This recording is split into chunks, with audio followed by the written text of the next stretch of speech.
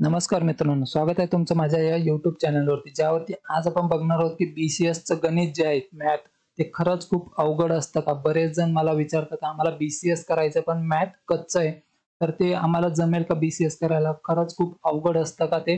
तर त्याचंच उत्तर आज आपण बघणार आहोत. तर चॅनलवरती नवीन असाल तर सबस्क्राईब करून द्या आणि हा व्हिडिओ शेवटपर्यंत बघा, त्यानंतर तुम्हाला पूर्ण माहिती मिळेल. आणि चॅनलवरती नवीन असाल तर सबस्क्राईब जरूर करा. चला बघूया, खरंच BCSचं मॅथ जे आहे ते खूप अवघड असतं का? तर बघा, BCS मध्ये जे मॅथ असतं ते बेसिक असतं, जे की तुम्हाला 10th आणि 12th मध्ये झालेलं असतं तेच असतं. त्याच्या व्यतिरिक्त काही जास्त तुम्हाला अवघड येत नाही. त्यामुळे घाबरून जाण्याचा प्रश्न नाहीये, तुम्ही करू शकता. आणि बघा, जर तसं जर बघितलं तर जे मॅथ आहे ते फक्त पहिल्या आणि दुसऱ्या सेमिस्टरमध्येच आहे. तिसऱ्या सेमिस्टर पासून तुम्हाला मॅथ जास्ती येत नाही. आलं पण तर ते थोडेसे वेगळे असतात, सोपे मधले असतात.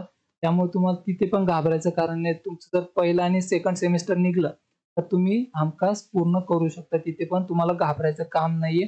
मॅथ्सचं काही एवढं टेन्शन घ्यायचं नाही. बघा, त्यामध्ये पण तुम्हाला अ, जे जे डिस्क्रीट मॅथेमॅटिक्स असतं ते तुम्हाला शिकवलं जातं किंवा कॉम्प्युटर मॅथेमॅटिक्स असतं, हे तुम्हाला तिथे शिकवलं जातं.